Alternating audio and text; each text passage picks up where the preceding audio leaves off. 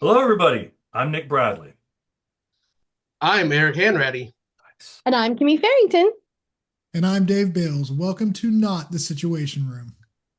So this is starting to be a thing, right? This four-person thing. I think it is. I I'm, think ki- I'm, we've ki- I'm kind of, established a trend. I'm kind of digging it. I'll be honest. I'm kind of digging it. I like having different people to talk other than just you and me. And Kimmie However, brings some color to the show. Parents are always She talking to does each other. that. yeah. Thanks. Speaking of A that, so pink yes, color, though. I almost expected you to wear pink shirts just to honor me, but that would be too much to ask, right? you should have mentioned that before now. But anyway, welcome to the show, Kimmy. Oh, is it my turn now? Yeah, Hi. that was my Thanks welcome for part. having me. I was doing it there. But anyway, thanks for having me, guys. It's great to be back with you, hanging out, and it's almost like we do at our morning stand-up. But since I don't get to participate in that on a daily basis anymore, it's good to be here, talk about the You, news. you doing other work and stuff. Ugh, Detection work. engineers work never over. It is never done. All right. Well, you know what? Let's do what we're here to do. Let's talk about some news. So, Dave, what the heck have we got first? Well, Anthropic is bringing us distillation attacks. Mm. So, Anthropic has discovered large-scale distillation attacks by three Chinese AI labs: DeepSeek, Moonshot, and Minimax, I as knew opposed China to was behind it. Maximax. I just knew China was going to be behind it. But please continue. Yep. Well, using more than 16 million queries and thousands of fraudulent accounts to extract Claude's advanced reasoning, coding, and tool use capabilities for training their own models. They are taking a stupid AI and asking it questions from a smart AI and then stealing the answers to feed into their dumb AI to make it a smart AI. Did that confuse everyone? That's exactly what's happening, Dave. Well done. Thank you. Well, that's, Yeah, that's It's it then, ladies and perplexed. gentlemen. We're done. Have a great day. No. I read that article and I was like, oh, I see. Because, I know a little bit about machine learning. And I was like, oh, okay. So they took like you said, a dumb model and they trained it on the outputs from a smart model. What was Yeah. interesting to me about this, the way Anthropic was able to break it down, was that they got in there and looked at how was the actual prompt created, and they found patterns in the prompts, right? There was a repeated way that they ask questions to get it to go past the guardrails and stuff, right? Well, So I don't know about you, but when I'm playing with AI, I tend to use the same prompt but change a word here or there so that it's definitely patternized. yeah, Is that a well, word? Patternized? patternized, yeah, for sure, it must be. If not, trademark Is the Dave. word, right? Well, okay, there's so many different ways I can come at this, but my first initial knee-jerk response is it's intellectual property theft. It's IP I theft. think it's brilliant. So that's why I'm saying I can see both sides to that because why wouldn't you?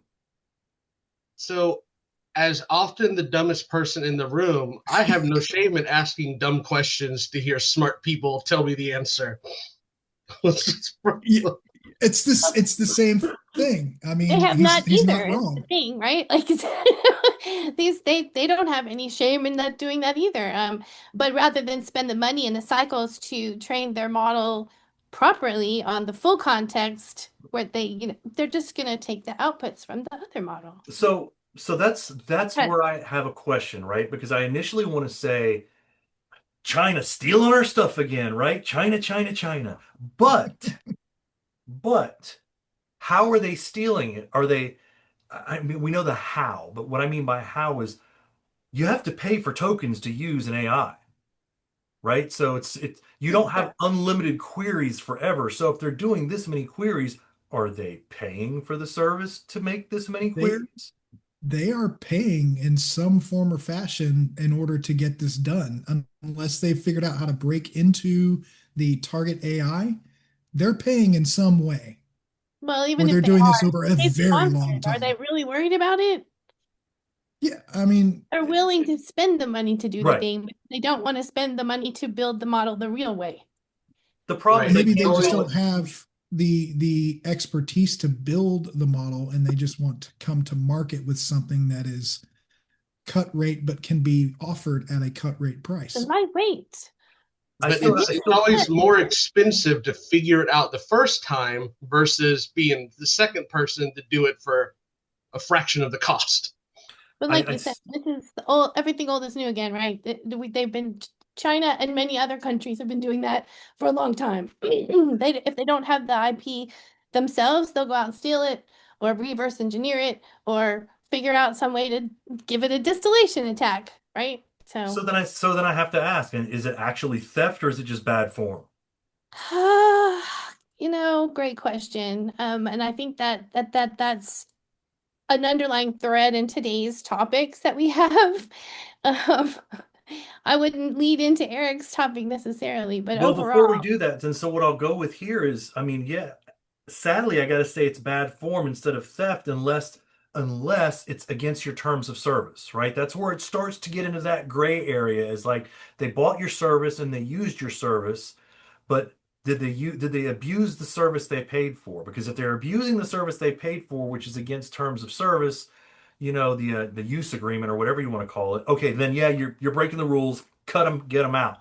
But if do you really get to control what people are going to use your software for? I mean, you tell them that you have a terms of service, and it probably says things like, we're going to keep your data, or we're going to sell your data, or whatever, and you agree to those things. But if you tell them that they can't use it for surveillance or they can't use it for tracking people in other ways, you're only asking them to give you the lip service that they're going to, honor that. right, Are they going to actually honor that? Do you have a way to enforce that? These are big We're questions. it we're makes it. still in Go ahead. that infancy phase where there's so much like they didn't plan for people to do what they're doing. It's like that Right. QA video of the lady with the shapes going into the peg, and she's expecting the people to put the circle in the circle, but every piece goes into the big piece. Like I didn't expect the user to do all of that. Oops. Right. Right. Unanticipated edge cases. But in this case, I mean, is it really that unanticipated? A distillation attack is no less than, just again, finding a new way to use the technology to get where you want to go. Not wrong, I'm hesitant to call it an attack. I right? think it's just smart. I think if you're going to do this and you're going to use AI and you're going to quote abuse AI, at least abuse it to the point where it helps. Correct. Helps It's who? helping them, I think. Yeah. Exactly. He helps who? Whose mission are we supporting It's here? helping if they paid for I'm service, not trying to be the bad guy, but it's helping the client. If they paid for service, they're the client. They're just not using it the way you thought they would. Now, I mean, Okay. I don't want to sit here and advocate for it or say that, no, well, China's doing the right thing by doing this because obviously no, China. It's I we're still mean, not saying China. that. It's still Chinaing again. yeah. Yes. I, I feel like it's still at that point of ethics. As ethical hacks go, it's like until there's some sort of no trespassing sign out front, you can do what you want to do. That's kind of why I said it was more bad form than an attack. But yeah. we don't want to be here for 45 minutes and we have two more topics to get to, ladies and gentlemen. So No, I so felt like it was such a lead into my topic, but we didn't put it in that order. Yeah. Like Kimmie said, it's a crazy thing, but we can actually shift fire and do number three first and go back to number two if you really want to do that. We do that. I would like to do that, although I gotta Then pull the then article up. then let's do that. Let's jump ahead to number three. Kimmie, take it away. So I'd like to talk about an article that 404 Media put out recently that reveals that the Customs and Border Patrol, as well as ICE and several other law enforcement agencies, are purchasing data from online advertising ecosystems.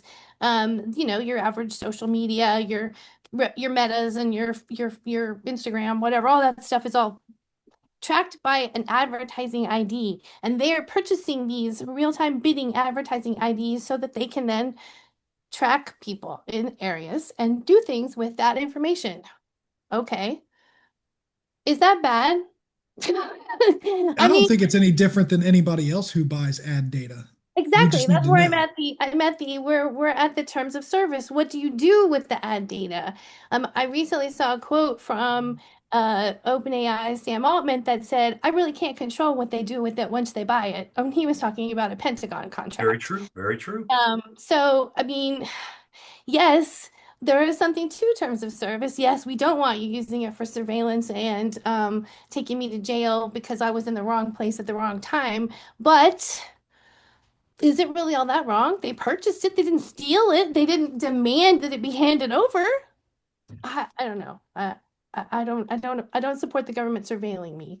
But So Nikki I have looks a like he's very, about to burst. she is. She's on a roll. I was gonna let her keep going. No, But that was you. I was talking about you. oh yeah, I'm about to bust. You're right. Because that's because I'm a very split opinion on this for for the reasons I'm about to explain, and that I was law enforcement before I was cybersecurity. So it's like I can put on both hats, and I have very different ways of thinking depending on what hat I'm wearing. And so the law enforcement side of me wants to go RoboCop and go somewhere a crime is being committed, and whatever I can do to stop it, that's how it's got to be stopped, right? the But data then supports the mission. but then the cybersecurity and privacy side of me is like, too far, buddy, too far. And so is there a too far when it comes to keeping people safe? And boy, am I about to start going.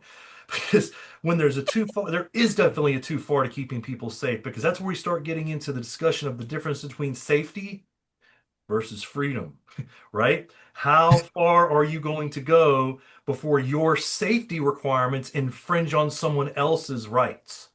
If that makes sense. I don't want to get too political on that, but I think you know what I'm trying to get at is where does it stop, right? Are you willing to give up your freedoms and your rights to be more safe? There's got to be a line. Yeah, And I'd say absolutely. probably about 53% of the country says yes. yeah, well, there's definitely a point of giving up a little bit, but you got to be careful you don't go too far. And with technology the way it's going, with the way we're able to do this, with tracking everything from ad data to geolocation to knowing where you are, from traffic cameras to every single thing. Then he asked the Ayatollah about that one. How Yes, right? the government knows where you are at all times, and I don't know. I think we've come too far to reel it back in. This is a Pandora's box situation. Well, I already accept the fact that you can make a digital twin of me at any moment because my shit's out there, right? And I think No, that you you're guys, right. ex-military, ex-cybersecurity, you're all also victims, targets. You're Oh out there. yeah. For sure. Yeah. But are we that concerned about it? Are we big fish that somebody wants? Maybe not. That doesn't mean that we should be tracked. It doesn't mean but at the same time, I come back to it's data that we know that they collect and sell. That is one of the assets of these social media platforms that they shared the advertising data. This is real-time bidding. You can actually jump in ahead of somebody else and get your ad on somebody's site Right.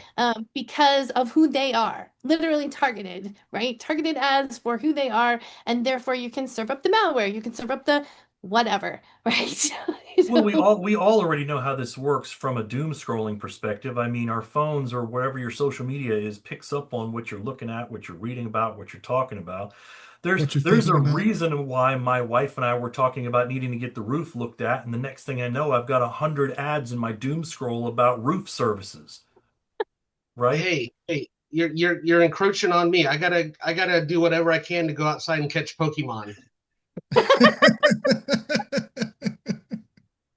So Leave I it to think, Eric to like bring us back to Ingress, Pokemon yeah, I again. think for me at the end of the day, this one is they didn't do anything wrong. People are just got their such and such in a wad because it's DHS. well, and again, I appreciate that from the law enforcement side of it, that is their mission. They're Mhm. trying to collect every piece of data and use it in the most appropriate way to find what they need for their mission. I support it in that respect, Mhm. but their mission is to surveil me and my neighbors, and I don't really appreciate that mission so much, you Feels know? icky. It feels really I'm not okay with that.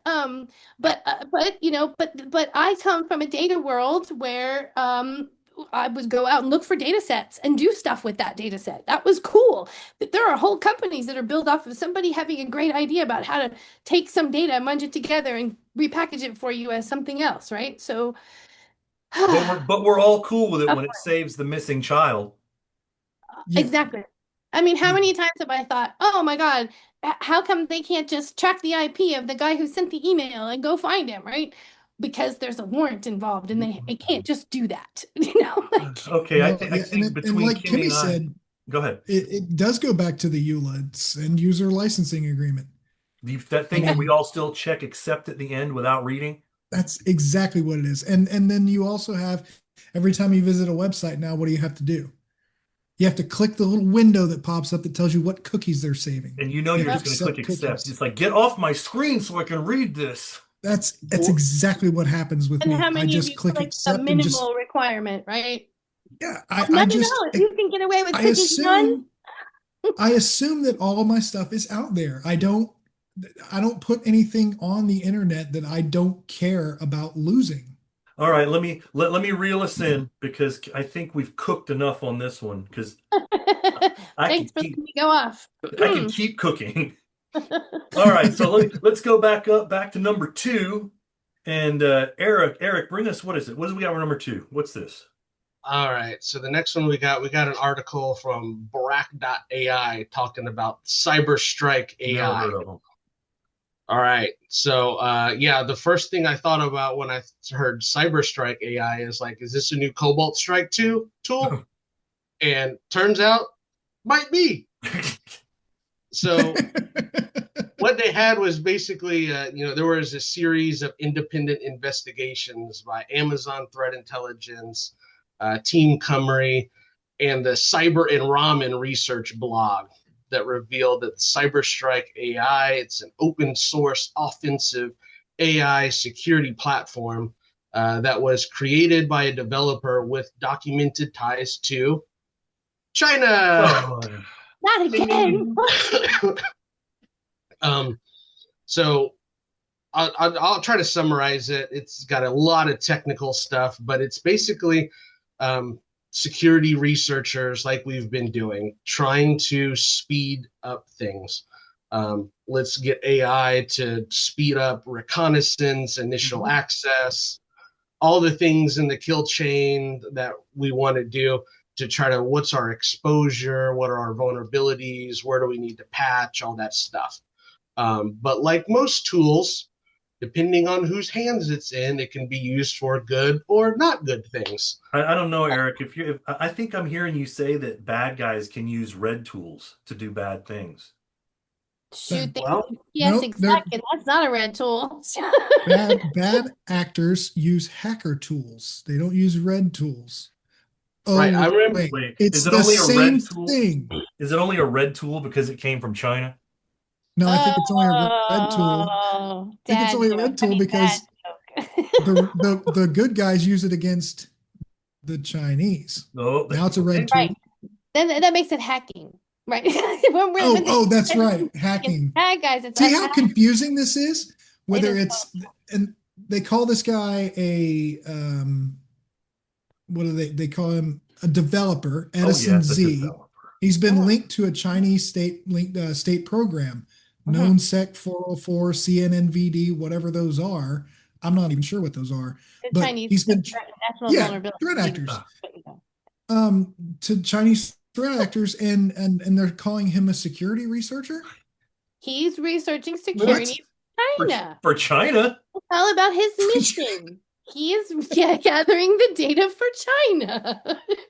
Right. China. So what? And So China. what cyber they ramen, basically that's a super professional name for for a cyber blog, if I may say so, man. Like I feel like I definitely need to start following them, whatever that is. So I might have just jumped in because I was still cooking from the last topic, but did I miss? Did we hit the part where this is what was behind the 600 plus FortiGate breaches? not Nope, quite. haven't We gotten didn't there we yet. didn't get there. We're cooking hard today. It's hot in our kitchen. So ultimately what happened is the AI and the tools and the quick speed of the automation was able to find not really vulnerabilities, but things that we in security often say don't do. FortiGate firewalls exposed to the internet, weak authentication, no MFA, no authentication protocols limiting access. So they were able just to use these tools to speed up. Basically, we're used to saying what the really smart, highly sophisticated threat actor. It's Yeah, again This this is guy not AI that. This is not that guy. AI lowering the bar, right. lowering the bar to entry, He's and a now he was able to basically get access to 600 FortiGate firewalls in 55 different countries. Yeah, it's it's the Wild West again. We We might lowering the always bar go to back to anything, man. cloud. we finally found it. We get tired of every article that we read talking about how this was a highly sophisticated, experienced threat actor. It's like, where's the Not attacks this from the guy. non-experienced new guy? Here it We found is. him. I used an AI tool that was loaded up with a whole bunch of really cool stuff in it, and he doesn't really know much of anything, but he let it go and it found some stuff for him. Ask and thou shall receive. That is the most awesome answer I've ever heard to that question. Oh man. So what But else is in yeah, here? Let's see. it all goes back to your basics. Don't expose your stuff to the internet. The end. Yeah, just Right? looking at this, it's basically a how-to class or a what not to do class. Well, that and patch your shit, of course. That being the answer to 99% of the problems. Every Well, time if I you visit keep, my 83-year-old father who used to work for IBM, he tells me that when DARPA came along and said they were going to make an intranet, he told them it was a bad idea. And he was right. She went way back. damn it, Al Gore. God, I I've been was around I for a was hot minute, sorry. I was thinking earlier I'm going to date myself talking about batch files, but that Nope. outdoes it. Well, I told you it's my 83-year-old father. I mean, it's not me. I didn't say it. It was my dad. Experience, history, But experience. the point that it makes sense to all of us also dates all of us. Oh, we're so old. Because some of us are old enough to remember there being no internet. Inter what? Yeah. The inter Into what? what? Internet. AOL goes online. Bulletin What does boards, that maybe? mean? What is that squeaky sound? Hey, some of us can still listen to a modem connect and tell you what speed it achieved by the sounds it made. Oh, I thought you were going to tell me what number it Yes. dialed. Yes. Like, 100% true. Give me a 56K modem any day, and I'll tell you that it connected at 49,200. Or 14.4, 28. Oh, it dropped all the way to 28.8. Oh oh, no. Restart, try Wow. again. We have dated ourselves to the point where we need to wrap up because I'm Yes, it starting to is. feel older just talking. It is time to do that. Kimmie, AI is making me feel old even faster. Kimmie, Eric, Guess what? thank you for joining us. We are definitely going to have you all on again because if we can cook like this every time, this is going to be a fun time. Absolutely. All Next right, week, everybody. Thanks for next week, watching. matching colors. Right. Matching colors next week. Don't tempt me. Anyway, thank you all for watching and sticking around for this long. Like, share, follow, subscribe, leave us a comment, and We will see you next time.